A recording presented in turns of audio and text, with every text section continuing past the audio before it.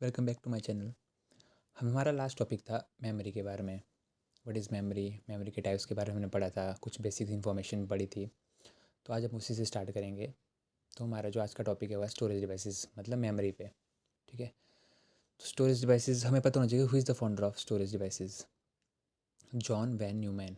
ठीक है। Who is the founder of storage devices? John von Neumann. और founder of computer architecture और founder of modern technology के भी यही फादर थे और यही फाउंडर थे, जॉन वैन न्यूमैन। ठीक है। एक क्वेश्चन इंपॉर्टेंट है। अब हमें पता होना चाहिए कि मेमोरी के कितने टाइप्स हैं। जो मेजर दो टाइप्स हैं वो होते हैं हमारे प्राइमरी मेमोरी और सेकेंडरी मेमोरी। और सेकेंडरी मेमोरी को हम ऑक्सिलरी मेमोरी भी बोलते हैं। प्राइमरी मेमोरी के फिर से सब टाइप्स हैं, रैम, रोम, कैशे। और सेकेंडरी मेमोरी जहाँ पे जो डाटा परमानेंट स्टोर होता है। ठीक है। जिनमें जो स्टोरेज सारी हमारी स्टोरेज डिवाइसेस आती हैं, जैसे मैग्नेटिक डिस्क जिसमें आ गया आपकी hard disk, floppy disk, SSD. Optical disk में आ गई कम्पैक्ट डिस्क, डीवीडी आ गया, बीआरडी ब्लूरे डिस्क आ गई। ठीक है। हार्ड डिस्क और फ्लॉपी डिस्क आते हैं आपके मैग्नेटिक डिस्क में। अब यहाँ पे एक चीज़ है कि याद देखो, एक क्वेश्चन याद रखने वाला है कि देखो, जब भी आपने सुना होगा कि हार्ड ड्राइव, सी ड्राइव सुना होगा, डी ड्राइव सुना होगा, तो वो चीज़ ए ड्राइव और बी ड्राइव क्यों नहीं होती? क्योंकि फ्लॉपी ए और फ्लॉपी बी ये चीज़ आ चुकी थी पहले ही, जो कि अब फ्लॉपी का यूज़ सबसे कम हो गया है। ठीक है। तो अब हम यूज़ करते हैं हार्ड ड्राइव। तो अब हम सी ड्राइव और डी ड्राइव का यूज़ करते हैं। ठीक है। अब सबसे मेन जो टॉपिक है वो है हमारे पास सीपीयू। अब मेमोरी में सबसे मेन चीज़ जो याद रखने वाली वो सीपीयू है कि सीपीयू के बारे में क्या है, सीपीयू के अंदर क्या क्या चीज़ें हैं। ठीक है। मेमोरी की बात जब भी आएगी तो सीपीयू का जिक्र तो होगा ही होगा हमेशा। ठीक है। तो हमें ये पता चलना चाहिए कि सीपीयू के अंदर क्या चीज़ है जहाँ पे डाटा स्टोर हो रहा है, क्या कैसी चीज़ें हैं। तो जो रजिस्टर है, अब रजिस्टर क्या है? रजिस्टर एक मेमोरी है। और एक रजिस्टर जो है सबसे फास्टेस्ट मेमोरी है। फास्टेस्ट, जब भी पेपर में क्वेश्चन आएगा which is the fastest memory, तो हमेशा रजिस्टर ही होगा। Register is the fastest memory और ये इनसाइड द सीपीयू होता है, इनसाइड सीपीयू के अंदर होती है ये चीज़। ठीक है। अब रजिस्टर के बाद आपके सबसे नीचे को चलते हैं, जैसे स्लोअर, उसके बाद आता है हमारा कैशे, कैशे फिर उसके बाद आता है हमारा रैम, उसके बाद आता है हमारा मैग्नेटिक डिस्क, उसके बाद आता है हमारा ऑप्टिकल डिस्क। अब यहाँ पे बात सीधी समझने वाली ये है कि जैसे आप कोई चीज़ कहीं पे आप डाटा स्टोर कर रहे हो। मान लीजिए आप कोई रोज़ चीज़ कोई ना कोई आप फाइल खोलते हो, किसी न किसी फाइल पे आप रोज़ काम कर रहे हो, तो वो चीज़ कहाँ पे स्टोर हो रही है? ठीक है। जैसे आपने उस फाइल को सेव किया, अगले दिन आप फिर उस फाइल का नाम एंटर कर रहे हैं, तो आपका जो प्रोसेस है वो सीधा सीपीयू के पास होगी जाके कि हाँ जी ये चीज़ कौन सी कहाँ पे स्टोर है। जैसे अगर रजिस्टर के पास होगी तो रजिस्टर उस चीज़ को आगे प्रोसेस करेगा।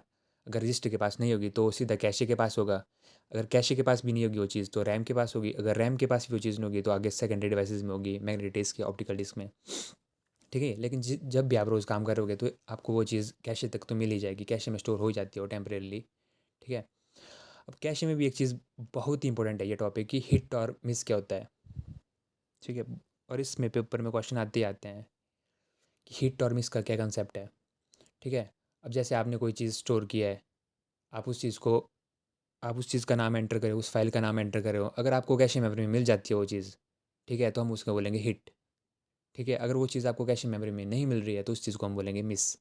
ठीक है। जैसे आपने कोई भी फाइल किसी भी नाम से सेव किया है, अगर आपको वो कैशे मेमोरी में वो फाइल मिल रही है तो हम उसे बोलेंगे हिट, उस कॉन्सेप्ट को बोलेंगे हम हिट। अगर वो फाइल नहीं मिल रही है आपको तो उस कॉन्सेप्ट को बोलेंगे हम मिस।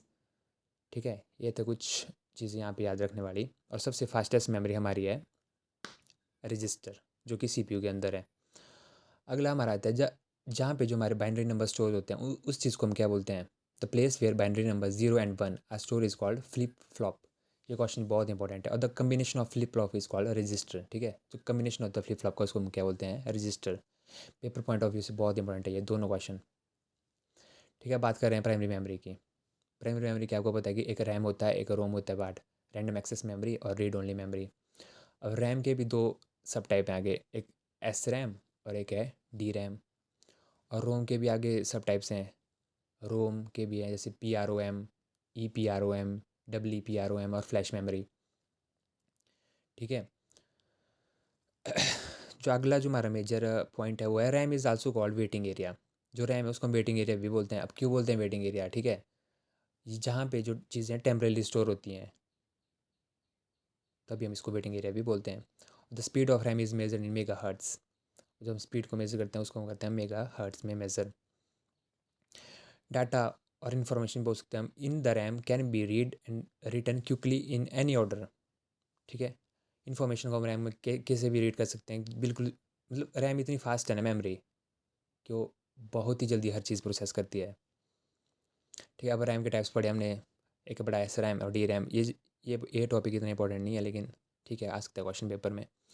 अब जो एस रैम है उसको बोलते हैं हम स्टैटिक रैंडम एक्सेस मेमोरी, और इसमें construction similar to flip flop से सिमिलर है ये चीज़। D R M use in laptops, जो डायनेमिक रैम होती है आपके लैपटॉप में ज़्यादा यूज़ होता है इसका। कंस्ट्रक्टेड ऑफ टीनी कैपेसिटर होते हैं, इसमें कैपेसिटर से बनी होती है। ठीक है, और जो हमारी डी रैम टाइप्स हैं उसके आगे S T RAM, synchronous D RAM, D D R, double data rate, advance form of S T RAM. ठीक है, ये कुछ ज़्यादा इंपॉर्टेंट नहीं है टॉपिक।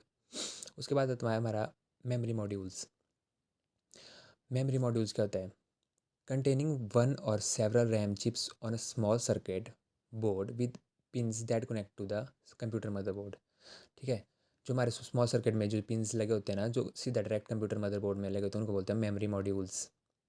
जो मेरे हमारी रैम चिप्स लगी हुई होती है, एक लगी होती है, दो तीन जितनी लगी होती है, उनको बोलते हैं हम मेमोरी मॉड्यूल्स। और ये हमारे दो टाइप के हैं, एक सिम और एक डीम। सिम मतलब single inline memory module, D मतलब डबल इनलाइन, ड्यूल, ड्यूल मतलब डबल इनलाइन मेमोरी मॉड्यूल। ठीक है, अगला जो हमारा मेन टॉपिक है रोम, प्राइमरी मेमोरी का दूसरा types, read only memory. ROM can only read the data which is stored in it. देखो, रोम सिर्फ वही डाटा पढ़ेगी जो उसके अंदर स्टोर होगा। देखो, रोम का हम कभी चेंज नहीं कर सकते, रोम एक ऐसा सॉफ्टवेयर, जैसे फॉर एग्जांपल आपने वो चीज़, जो जो चीज़ रोम को बनाएगा ना, जो जैसे कोई डेवलप करेगा रोम को, वो ही उसे चेंज कर सकता है, और कोई भी यूज़र उसको चेंज नहीं कर सकता। जो डाटा एक बार स्टोर हो गया रोम में, तभी बोला ROM can only read the data which is store in it. ROM is use by our computer when we just turn on our computer. ठीक है, रोम में कुछ ऐसे सॉफ्टवेयर इंस्टॉल हुए होते हैं, जैसे हम टर्न ऑन करेंगे कंप्यूटर तो ऑटोमेटिकली वो अपडेट हो जाते हैं या अपना काम शुरू कर देते हैं। इट कंटेन्स बायो सिस्टम, बहुत ही इंपॉर्टेंट टॉपिक है बायो सिस्टम। अब हमें पता होना चाहिए कि बायोस होता क्या है। बायोस होता है बेसिक इनपुट आउटपुट सिस्टम।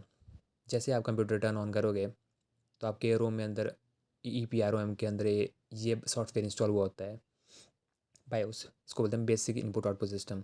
इस सॉफ्टवेयर का काम है कि आपके जो भी इनपुट आउटपुट डिवाइसेज हैं वो अच्छे से फंक्शंस कर रहे हैं, अच्छे से काम कर रहे हैं या ना कर रहे हैं, उस चीज़ को चेक करना।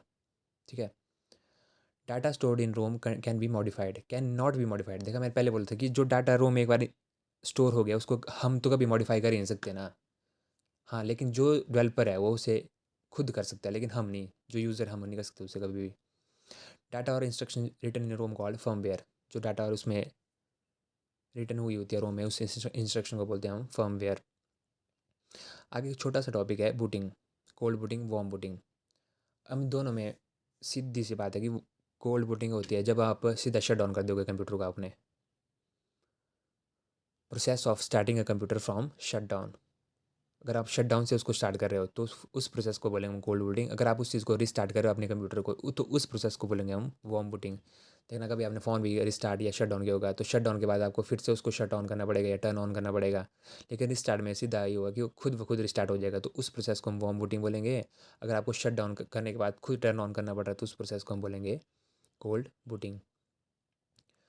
तो आज हमने कुछ पढ़ा है प्राइमरी मेमोरीज़ के बारे में, जिसमें रैम रोम के बारे में पढ़ा। और कल हम पढ़ेंगे सेकेंडरी मेमोरी के बारे में, जिसमें हमारी सेकेंडरी जो कि डाटा हमेशा परमानेंट स्टोर करती हैं, फ्लॉपी हो गई, हार्ड डिस्क होगी, डीवीडी हो गया, सीडी होगी। आज के लिए थैंक यू वेरी मच।